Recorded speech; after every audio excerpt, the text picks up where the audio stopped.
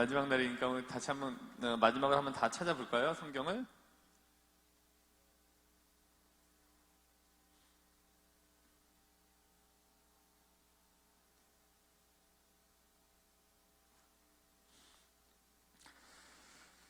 그럼 우리는 마테오복음부터 찾아보도록 하겠습니다. 마테오복음 7장 7절.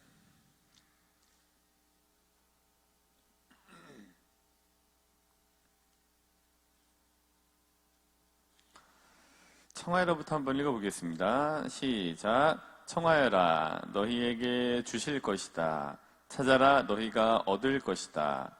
문을 두드려라, 너희에게 열릴 것이다. 잘했어요. 아주 잘했어. 근데 다음에 우리가 이사야서 49장 15절을 한번 그쵸. 이사야서 49장 15절을 먼저 찾아보도록 하겠습니다. 다시.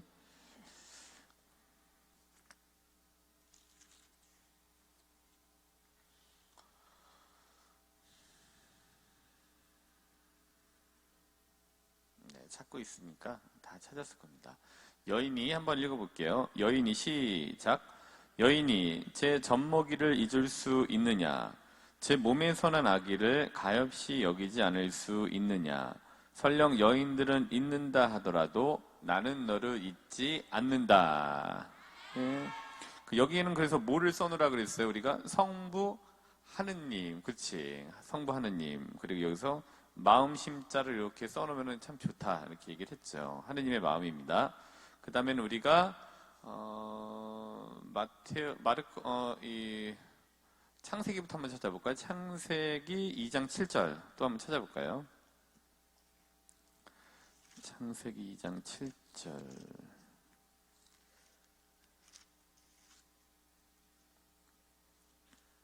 맨 앞에 있으니까 그때 이렇게 읽으면 됩니다.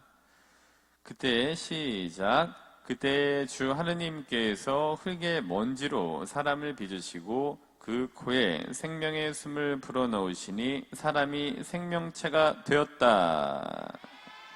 좋습니다. 오늘 아주 마지막 날이니까 너무 잘하는 것 같은데, 그 다음에는 우리가 마태복음 7장 21절이죠. 다시 마태복음으로 가볼게요. 마태복음 7장 21절.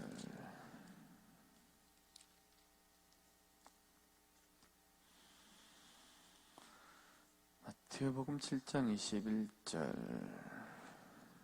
그래서 나에게 시작. 나에게 주님 주님 한다고 모두 하늘나라에 들어가는 것이 아니다. 하늘에 계신 내 아버지의 뜻을 실행하는 이라야 들어간다. 그렇지. 너무 잘해네. 이제 내일부터 안 나오니까 우리 어른들도 그렇고 나도 그렇고 너희들의 이 목소리가 얼마나 그립겠니. 그러니까 또 나오면 되지, 그지? 그래서 이거 끝나도 꼭 잘 나오도록 해. 그 다음에 18장, 마태복음 18장 19절부터 20절. 18장 19절부터 20절. 마태복음이니까 앞으로 쭉 넘기면 됩니다.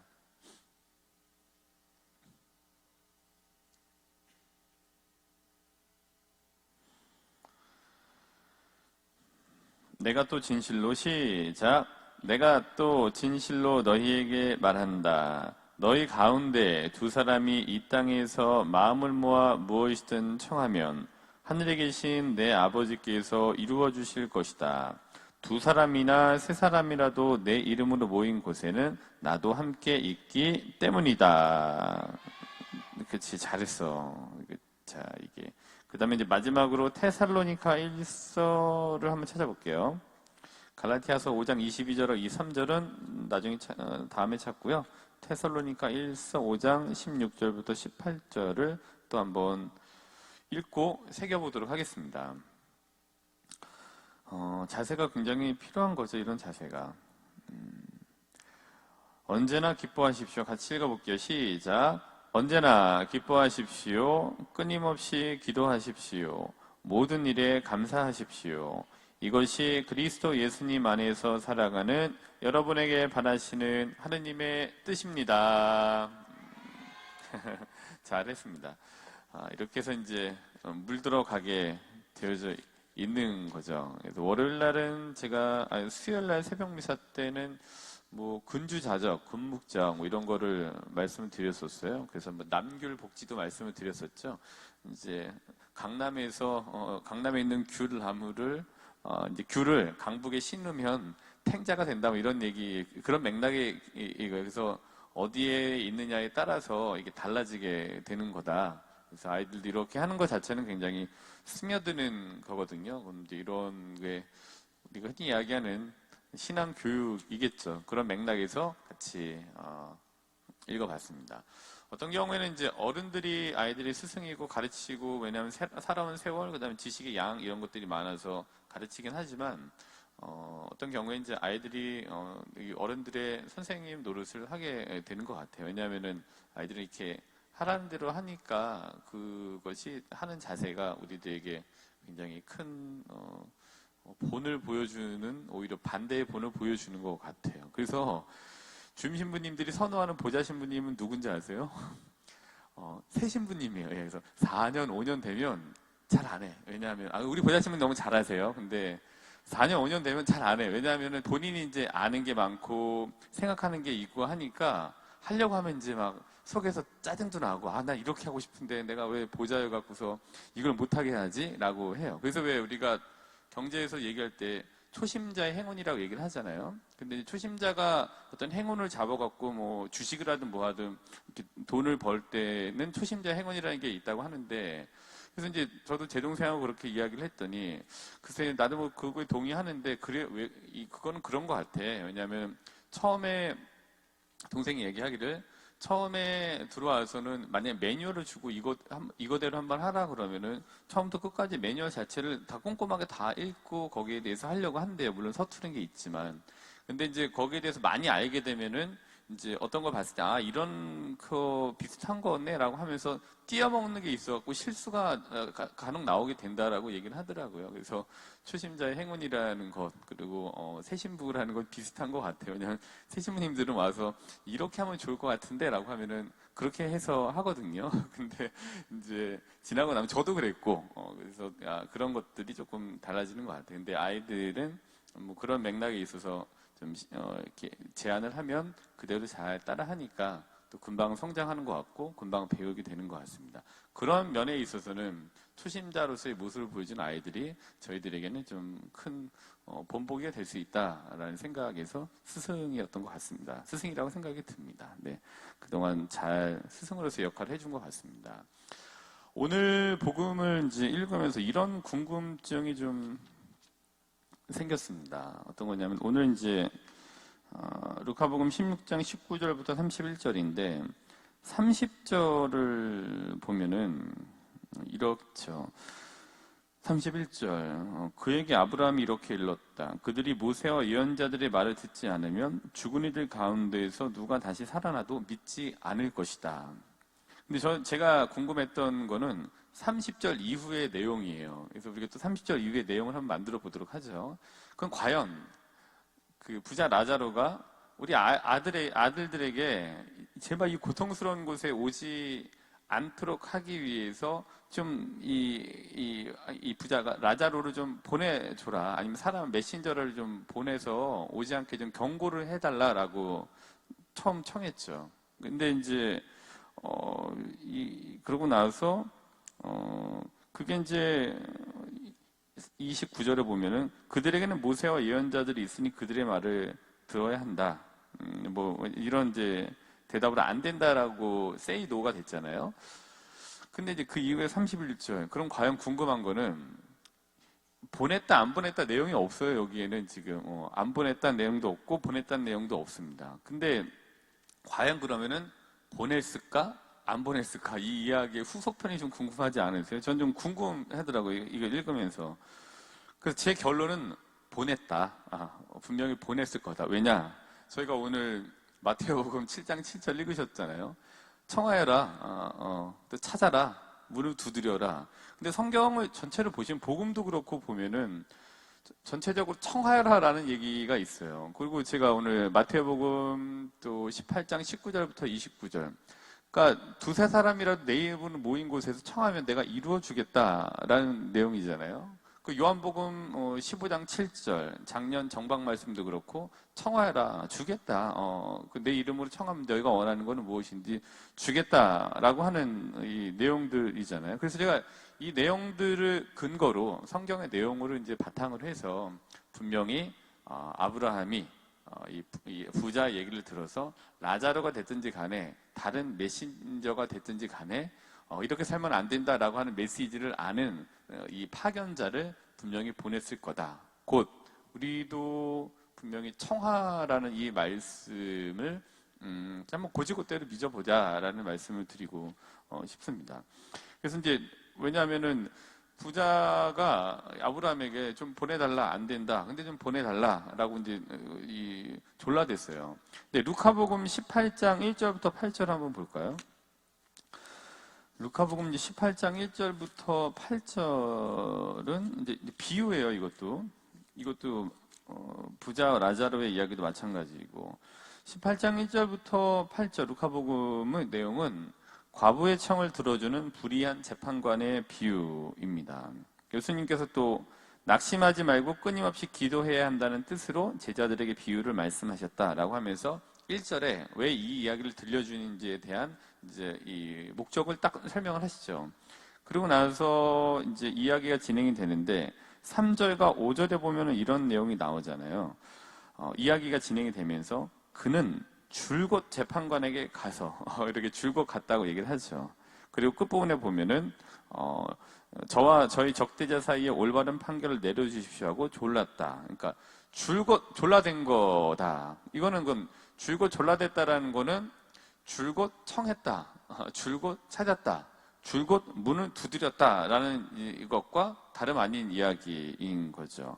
그리고 나서 5절에 보시게 되면은 저희가 저 과부가 나를 이토록 귀찮게 하니 귀찮게 했다라는 거는 줄곧 청했다. 줄곧 찾았다. 줄곧 문을 두드렸다라는 거죠. 그러면 성경의 내용들이 이런 거로 구성이 되어져 있는데 과연 그러면은 아브라함은 이 부자의 얘기를 듣고 보냈을까 안 보냈을까에 대한 질문을 던지면은 보냈을 것이다 라는 거에 저는 조금 더 많이 힘을 좀 실게 됩니다. 마찬가지로 마르코복음 7장 28절을 한번 볼까요?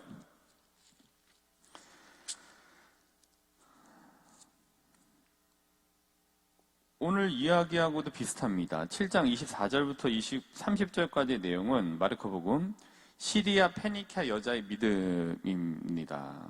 예수님께서 이제 티로라는 지역으로 가셨고 거기 이제 숨어 계실 수가 없었고 더러운 영이 들린 딸을 둔 어떤 부인이 예수님의 소문을 듣고 그분 앞에 발 앞에 엎드렸다. 근데 이제 종교적 배경 자체가 틀리잖아. 이기도였던 거고. 그러니까 그 당시의 환경으로는 이기도와의 여러 가지 접촉이나 뭐 이런 것들 교류가 극히 굉장히 제한적이었던 사회에서 용기를 내서 시리아 페니키아 여인이 찾아왔고 예수님께서 그의 청을 들으시고 결국에는 이제 들어주셨죠. 근데 들어주시게 되는 배경 그 과정 중에 어떤 게 있었냐 하면은 청하였지만 27절에 보면 예수님께서 먼저 자녀들을 배불리 먹여야 된다. 그러니까 안 된다. say no 하신 거잖아요. 근데 오늘 이 부자 라자로 이야기를 보시더라도 첫 번째는 거절해요. 그러니까 여기도 거절하죠. 두 번째로 또 청하였죠. 그래서 했더니 그러나 상 아래에 있는 강아지들도 자식들이 떨어뜨린 부스러기를 먹습니다라고 하면서 물러서지 않고 또 청하게 됐습니다. 그래서 결국에는 예수님께서 가보아라. 네가 그렇게 말하니 가봐라. 마귀가 이미 내 딸에서 나갔다라고 하면 치유가 이루어지게 됐죠. 그러니까 부자의 청 그리고 시리아 페니키아 여인의 청, 루카복음에 나와져 있던 그 과부의 줄곧 졸라댄 귀찮게 한 청, 다른 맥락이 있지 않은 것 같습니다. 즉 여기에서 핵심은 줄곧 청했고 줄곧 찾았고 줄곧 문을 두드렸다라는 것을 알 수 있습니다. 그러니까 기도는 뭐 대화이기도 하고 소통이기도 하지만 기도의 형식을 보면은 결국에는 청하고 질문하고 응답을 받고 응답의 기간이 또 길 수도 있고, 뭐 어떻게 오는지를 잘 모를 수 있습니다만은, 기도라는 거는 그런 것 같아요. 그리고 우리는 이제 창세기를 통해서 보더라도, 어떤, 청하게 태어난 것 같습니다. 아담의 이 이야기를 통해서 보게 되더라도, 하나님께서 이제 아담을 만들어 놓으시고, 근데 아담이 이제 이렇게 보고 알맞은 협력자를 만들어줘야 되겠네라고 하면서 사람 갈비뼈를 이제 뽑아서 이 하와를 만드셨다는 이 창조에 대한 이야기를 보게 되면 아담의 외로움은 하느님께 대한 외로움 자체는 하느님께 대한 청이라고 본 것 같아요. 즉 외로움은 뭔가 결핍되어져 있는 거잖아요. 그래서 하느님께 결핍되어져 있는 것이 보여지게 되고 뿜어지게 되고 하느님께서 그 결핍에 대한 것을 이제 들어주시게 되는 거고 뭐 이런 것들이죠. 우리가 기도한다라는 거는 사실 결핍이 있기 때문에 기도를 하는 거죠. 줄곧 청한다, 줄곧 찾는다, 줄곧 문을 두드린다라는 거는 결국에는 우리에게 있는 어떤 결핍들을 채워주십사 줄곧 졸라대는 거죠. 그리고 그 결과는 결핍에 대한 줄곧 졸라됨에 대한 청함은 이루어지게 되는 걸로 우리는 성경을 통해서 좀 발견하게 되는 것 같습니다. 이거를 이제 하고 안 하고는 본인에게 달려 있는 것 같습니다. 창세기 18장 28절부터 33절을 보더라도 아브라함이 소돔과 고모라를 구하기 위해서 하느님께 청을 하죠. 50명에서 40명, 30명, 20명, 10명까지 줄곧 졸라대는 모습을 또 아브라함을 통해서 보게 됩니다. 줄곧 청하고 줄곧 찾고 줄곧 눈을 두드리고 이제 아브라함의 청은 이루어지게 됐습니다. 근데 그 멸망에 대한 이 여지를 가질 수 있게 되는 거죠. 구원에 대한 여지를. 근데 그거를 받아들이고 안 받아들이고는 이제 개인의 선택에 달려 있었습니다만은 아브라함은 그렇게 줄곧 졸라댔었습니다. 그러기에 우리가 신앙은 이런 청함의 과정이다.